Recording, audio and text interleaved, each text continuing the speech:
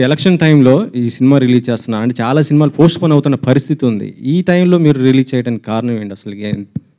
Sir దేని దాందే sir, elections ఉంటే ఎలక్షన్స్ ఇప్పుడు ఎంతమంది వచ్చారు కదండి థియేటర్స్కి. సో డెఫినెట్గా సో దాని దారిని దీని దారిది ఇది. సో ఎంటర్టైన్మెంట్ అన్నది మనకు పార్ట్ ఆఫ్ తెలుగు కల్చర్ అండి. మనకి ఎంత ఉన్నా టెన్షన్స్ ఉన్నా, హాలిడేస్ వచ్చినా, సంక్రాంతి వచ్చినా, పండుగలు వచ్చినా సినిమా. సో ప్లస్ మనకి అందరికి ఎగ్జామ్స్ అయిపోయినాయండి, సమ్మర్ వెకేషన్స్.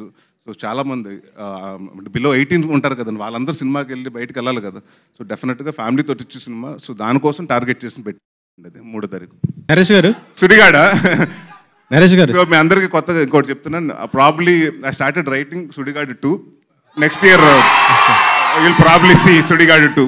నరేష్ గారు, అంటే ఇప్పుడు ప్రస్తుతం చూస్తుంటే 2 తెలుగు రాష్ట్రాల కొద్దిగా హాట్ టాపిక్ ఎలక్షన్స్ జరుగుతున్నాయి. మీరు ఏ పార్టీకి సపోర్ట్ చేస్తారు? ఆ ఒకటే అడగండి. ఆ ఒకటి అడగకూడదా సార్?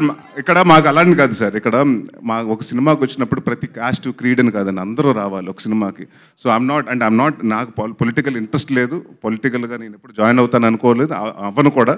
సో నాకు అలాంటిటప్పుడు పార్టీస్ ఇష్టం లేదండి. So I support whatever majority of people support. ఓటేస్తుంటారా? ఓటేసానండి. మన తెలంగాణ ఎలక్షన్స్లో వేసా ఓటు.